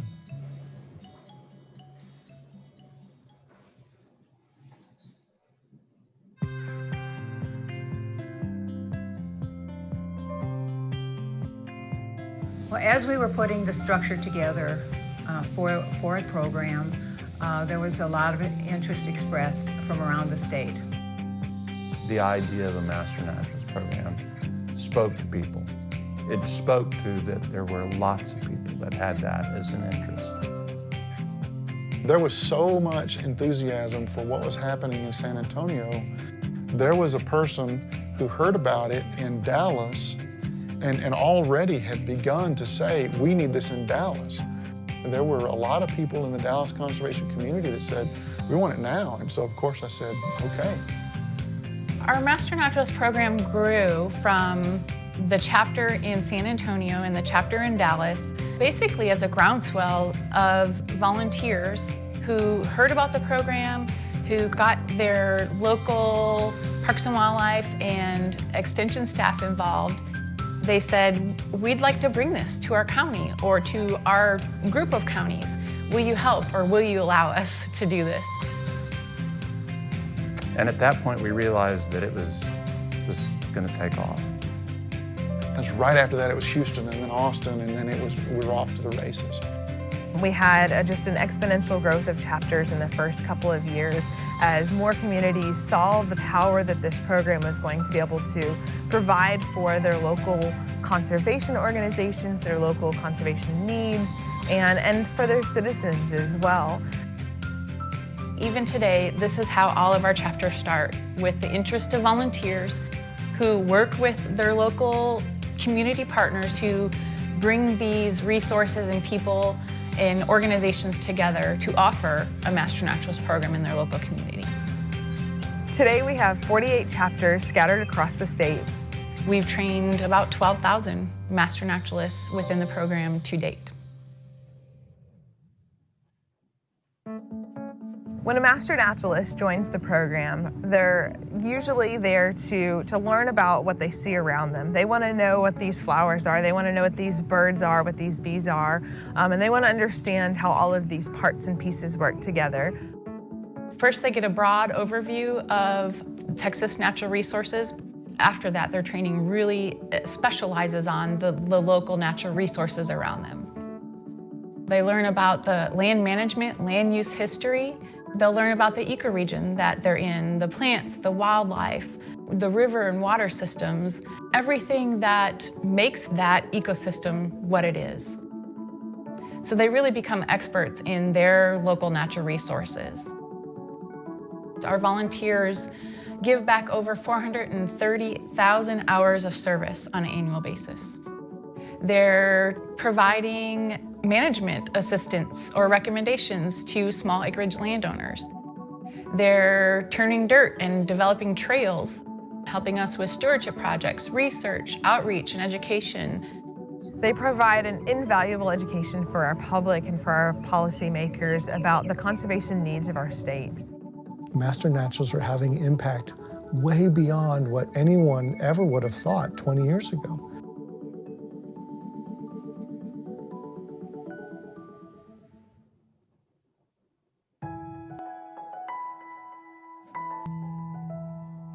When we think about impacts that the program is making, not only on the natural resource side, the acreage, the trail miles, the people reached through outreach and education, those are some impacts, but there's the personal impacts. They're the ones that bring the tears to my eyes. From a mom who's suddenly become an empty nester, and they've said that this program has really given them something that they can look forward to, give back to their community, get back to their roots. Other people I know have gone through the program and found their soulmate. We have Master Naturalists that have got married. They're involved not only in the chapter itself, they take it far beyond. It's become a real integral part of their life. They do it not only through the projects in their community, through teaching school kids or leading tours, but they take it home with them. And they teach their neighbor, their grandkids. You just see that conservation ethic becoming generational. Now we have so many people watching these Master Naturalists, they can't help but fall in love with the resources as well.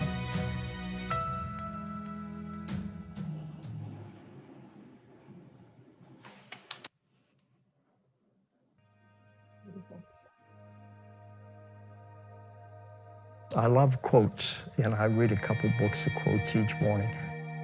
And one of the quotes is by Sir Thomas Browne.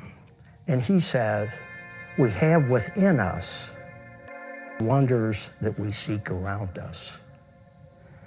And I think the Texas Master Naturalist program stimulates the wonders in us to seek things around us. The Master Naturalist program simply amplifies what that person is in his or her spirit.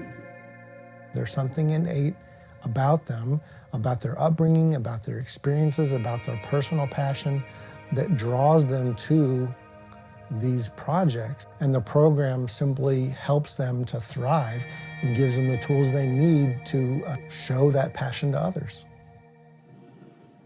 I think there is an untapped pool of people who have that passion for natural resources, yet not the professional background. And that it's a great opportunity through this program to be able to tap into that.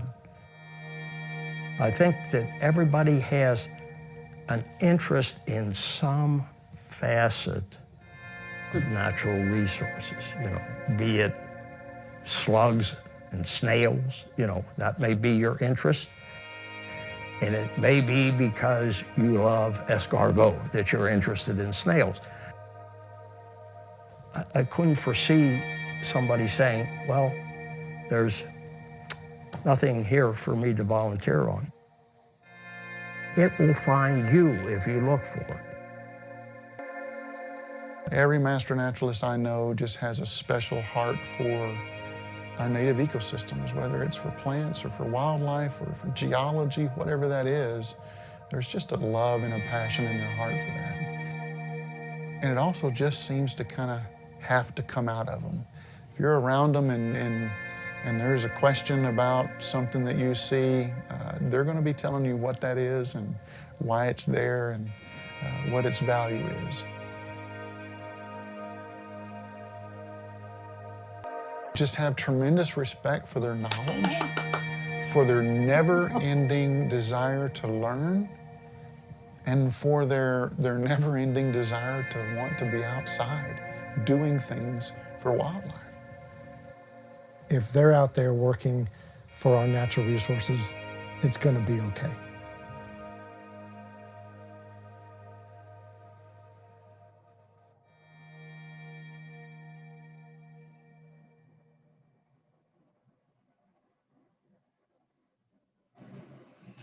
We know a couple of those folks that were in there, so.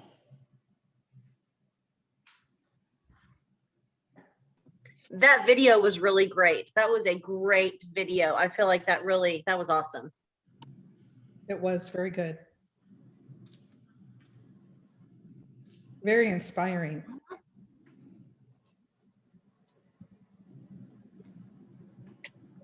Well, thank you guys again. I'm going to sit right here. If anybody has any questions, make sure I didn't miss anything in the chat during the presentation. I guess YouTube is still going in the background there. Sorry. I don't see it. Well, yeah, I can hear it. Maybe you can't hear it. I can't anymore. hear it. No, we can't hear it. All right, I'm gonna go ahead and leave y'all. So ask Melinda everything you can think of, or send us emails. You can still send emails to training@ctmn.org if you have questions. If you can't think of anything right now, but tomorrow you think of something, just drop us a line. We'll answer any questions you might have. I had a quick question. Sure. Melinda, once we've submitted the application, do we receive an email or something to confirm that y'all have received it? Theoretically, yes, but what I realized, because I normally when I receive it, I will go immediately and send somebody, say we received your application and kind of give some details. But I realized today that I don't have the link to the applications, so I need to get that. So once I get that, my plan was to go ahead and send everybody that has received the email. So if you've submitted an application and you don't get anything by this time tomorrow, reach out to us, because your name, I'm sure it's in there, and I'm going to send those emails out. That's on my next to list, because I normally send those out as they come in, but I haven't gotten the link for the applications yet, so I can't really see who all's applied yet. Melinda, there's a question that says, how many times a year do you accept new applications for membership? It's just once a year, correct? It's just once at the moment, but we have, we are entertaining ideas of, because we've had a lot of interest, especially the last couple of years. And we're entertaining the possibility of having a second session. And, I was personally, I know some people prefer the Zoom and some people prefer in person. We were thinking about, or I was thinking about maybe having an in-person session and then a Zoom session with in-person field trips and everything, maybe, one in the spring, one in the fall. it's all, you know, a mind exercise at this point, but it's definitely on my wish list is to get a second session started. And, you know, and a lot of our field trips and whenever we're meeting in person, we're at the Nature Center, which is in Northwest Fort Worth. So, you know, it's not always the easiest drive for everybody. So, you know, if we had a second dedicated virtual session, again, this is just my wish list, and I'm speaking for myself and not as from the, well, I guess I am a representative of the organization, but it is something we've talked about. But for the moment, it's just the one session. If we are still thinking, you know, trying to figure out if this time works for us for the fall session, but we might want to volunteer, what's the best way to sort of jump in and get going with being a volunteer or finding out what the opportunities are? I would say definitely join our monthly meetings. And then if you have a particular project or type of project in mind that sounds like, if you're interested in a certain type of thing like native gardening, or if you're interested in wildlife, like we have lots of a variety of programs at the Fort Worth Nature Center. There's the DFW Wildlife Coalition. We have some volunteers who rehab wildlife or who answer the phone for the hotline after hours. So you know, there's lots of different opportunities. And so if you have a particular idea of something that you're really interested in, let us know. You can send me an email or you know, let us know what you're interested in. And I'll be happy to point you towards someone who can get you started in a project. There's projects all over the area, and you, like I said, even if you end up not in the class, we are very happy to have people volunteer with us, whether they're not certified or, you know, master naturalists or not. So we can definitely help you pursue or help you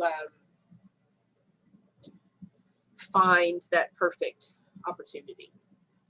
Okay, thank you.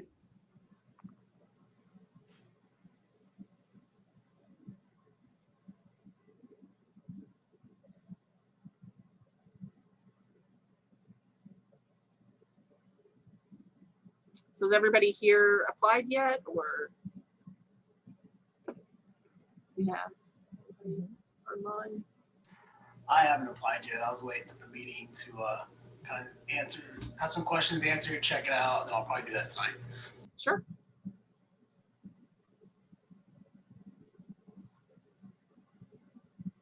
But yeah, it was a really good meeting. There was a lot of great information, and y'all seem like a really good group of people. It's a good group. It's a really good group. I used to always say, like on the first class, be like, look around you. These are going to become your best friends for the next several years. Like people that you meet in the class. It takes a, you know, it's a certain kind of person that wants to volunteer. It's a certain kind of person that, you know, has that kind of service oriented demeanor. You know, somebody that is wanting to go out and do volunteer work, and they're just the best people. So you really do meet a lot of great folks in the program, and they really do, you know, become your closest friends. So at least that's been my experience. Mm-hmm. Right. And it depends on how involved you want to be. You know, if you put effort into it, the rewards are really great. They really are. And I'll tell you, I took one Native Plant Society. I took an 8-hour class. It was a full day on Saturday. And I spent the next month getting privet out of my yard. I had so much privet, it was terrible. But, you know, it made me feel good to get rid of it. And that's a manageable section to, you know, it's you go to the Nature Center and start removing privet, and boy, it's daunting. But you know, 1 yard at a time, right? Right. Yeah. Yeah, I'm just a little bit sad that I can't make a project out of clearing all that junk out of my yard, but I'll have to do it anyway. It's rewarding when you replant with better options for the region. We just did a new total front re-landscape with mostly natives and a lot of xeriscaping and rock and everything. And, that kind of got me really excited because it's like, I love watching the grasses and the native plants and I'm just waiting for all the butterflies to show up. Yeah, it's cool. So it's fun. Hey, what would y'all say are some of y'all's biggest challenges within the organization? Is it just having people show up to volunteer, or kind of what do y'all struggle with at times? Well, sometimes it's a struggle in the classes, for people to make all those classes and get everything made up. But I think as a broader thing, I would say, you've probably noticed there's not a whole lot of diversity, and it's not that we're not interested in creating more diversity. So that's kind of a challenge we've been working with, trying to address more, equity and diversity. And because the communities, we want to serve a lot of different communities with a lot of different socioeconomic and cultural, we would like to be able to serve, all the communities in our area. And so that's something that as an organization, a larger organization, and as the Texas Master Naturalist parent organization, that they've been putting a lot of emphasis on. So, I would say it's a more theoretical sort of a problem, a challenge would be that. And then just getting everybody to make up their classes when they miss something. That's my immediate, day-to-day concrete challenge. And keeping up with emails, just a struggle sometimes. I can relate to that. Yeah. And Melinda, I have a question. Sure. What days are the regular chapter meetings on? They're on Monday evenings, and it's the third Monday. That is something I meant to mention tonight. I'm so sorry. It's the third Monday of the month, most months. And it's actually going to be next Monday. So you're now on the mailing list because we've got your address, so your email address. So you should get an invitation. So right now we're doing those by Zoom, of course. I'm hoping not too much longer, but we're doing the Zoom meetings. So you can certainly join us. Everyone is welcome to join the meeting. And I'll send an email out tomorrow to everybody that was in that's something I even have it written right here in my notes, and I just forgot to mention it. But yeah, the meetings are the third Monday of the month usually in person at the Botanic Gardens, and it starts at 7 o'clock. And it usually goes about an hour, hour and a half. And you get, whenever you're in the program, that's an hour of advanced training, because we always have topics that are relatable to our local ecology. For the in-person volunteers events right now, are y'all asking people to wear masks when you're outdoors with others, or how's that working out?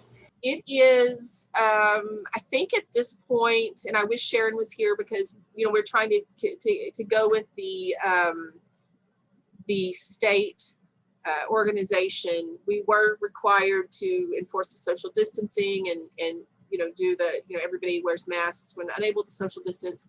That's been loosened some, but we certainly encourage people, if you do not feel comfortable not wearing a mask, please by all means wear a mask. I almost always wear a mask, but now that things are sort of, because we are overseen by a state agency that's involved with AgriLife, so we kind of go with their guidance. And at the moment, I think their guidance is you know, try to maintain social distance when possible. And, you know, if you're uncomfortable being in close proximity, wear a mask. But again, I would say that's my best guess right now, because I don't recall exactly what the wording was. I don't want to get the wording wrong, exactly what the requirements are, but something along those lines. Outside, you know, you've got a lot of room. It's not, you know, obviously as much of an issue in a lot of environments where we volunteer.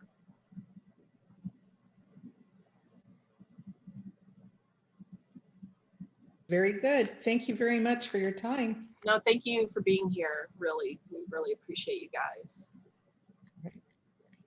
All right. Thank you Yeah, thank you very much. Thank No you. problem. Anything else? Just send me an email. All righty. Appreciate All it. right. All right, Perfect. great meeting everyone, and hopefully I Bye. will see some people